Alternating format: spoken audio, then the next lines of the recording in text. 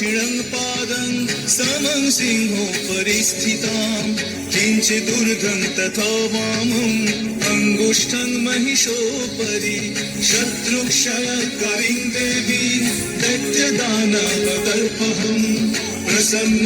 वदनां देवीं सर्वकामफलप्रदाम् उग्रचण्ड प्रचण्डाचा चण्ड प्रचण्डनायिका चण्ड चण्डवती चैव